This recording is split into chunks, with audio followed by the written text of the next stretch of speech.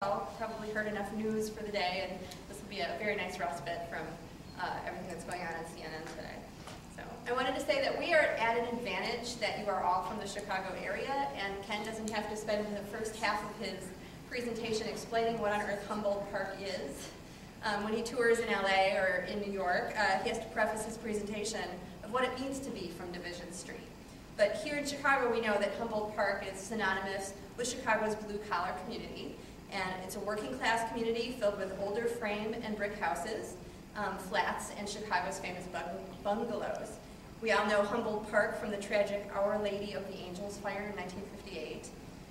Or maybe you've read Saul Bellows' Adventures of Augie March, but most of us have some idea of what it means to be from Division Street. Ken's turbulent boyhood and teenage years in that neighborhood gave him the grit and motivation to succeed in life as a public defender and a defense lawyer in California, an amateur boxer, and as a single parent of a son. Green is listed among the super lawyers in California and has been inducted into the California Boxing Hall of Fame. He is here tonight to talk to us about the lessons he's learned along the way. Ladies and gentlemen, please welcome author Ken Green. Well, thank you for that kind introduction. Is the mic okay? Good. I didn't expect anyone here tonight after middle, so I'm glad you're here. Before I begin the program, I would like to introduce a few people. My beautiful wife, Maureen, she's a district attorney in Los Angeles. She specializes in murder cases. She's taken a lot of killers off the street. I'm really proud of her, right here. And my great publicist, Dorothy Weinberg, is here with her husband, Bert. Okay, may I ask for a show of hands of anybody who grew up around the Humboldt Park area? Oh my God. Oh, wow. All right, well then you're going to know what I'm talking about. Let me give you a little background about why I wrote the book.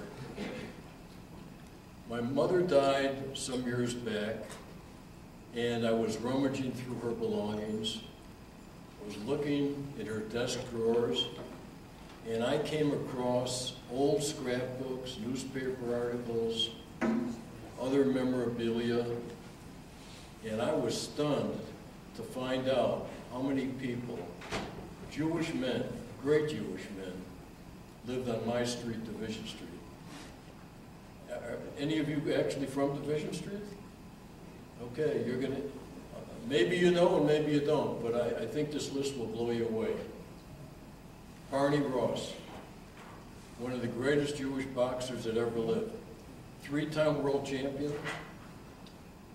He was a hero in the big war. Saul Bellows, prolific author, Pulitzer Prize winner, lived on my street. Studs Terkel, Pulitzer Prize winner, lived on my street. Some of these men lived just blocks from where I lived. Benny Goodman, the renowned band leader, Division Street. All these guys are from Division Street. Art Patak, Pulitzer Prize winning crime reporter. Sherman Block. Do any of you remember a little deli on Division and Spaulding in a basement known as Itzkovitz? Well, the owner was Sherman Block, and he moved to Los Angeles, and he became the sheriff of Los Angeles County, one of the most powerful politicians in the state of California. All from Division Street. Ben Hecht, famous movie director. Michael Todd, married to Elizabeth Taylor, the great producer. Rosalind Turk, concert pianist. You remember Jackie Leonard, the comedian? My parents knew him as Fat Slavinsky. That was his real name. Carl Foreman, famous movie producer. How about this? Jules Stein, established the Jules Stein Eye Clinic at UCLA. Mickey Rodner, Basketball Hall of Fame, Jewish Hall of Fame. Now, all of these men, their parents came from Eastern Europe. They came with no money, no education, and look what these men did with their lives. And so I was trying to figure out what there is about the neighborhood that produced such greatness. And I know the answer. We all drank chocolate phosphates.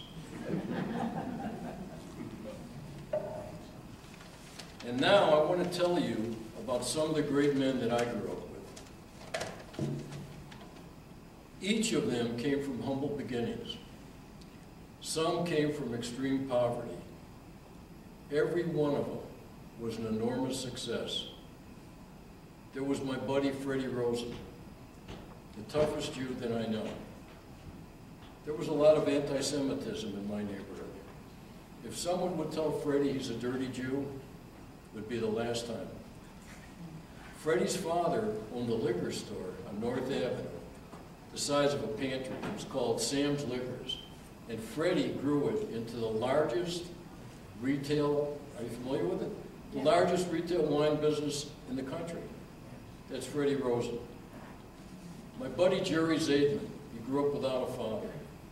He lived in a tiny one-bedroom apartment with his mother, which, by the way, was immaculate, as were ours, right? Our parents kept our places immaculate. So he had no father. They lived in a one-bedroom apartment.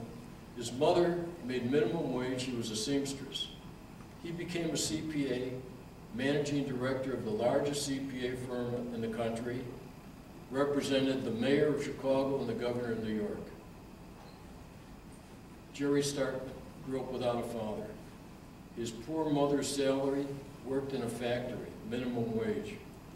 They lived in a one-bedroom apartment. They were so poor, they took in boarders, and the boarders slept in the living room. Jerry Starkman became a multimillionaire, an entrepreneur.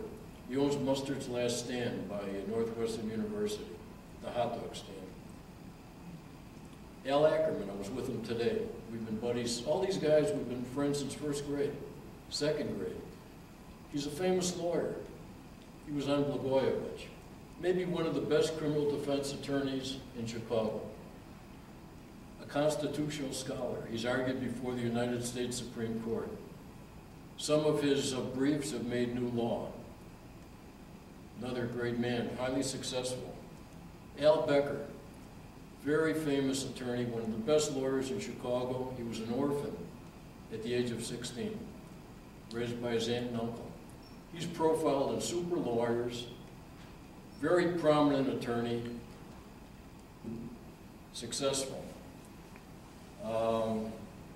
Mitch Cohen, another tough Jew, grew up very poor. His parents were from Russia, Sarah and Harry, and he became a very well-known CEO of a cosmetic company.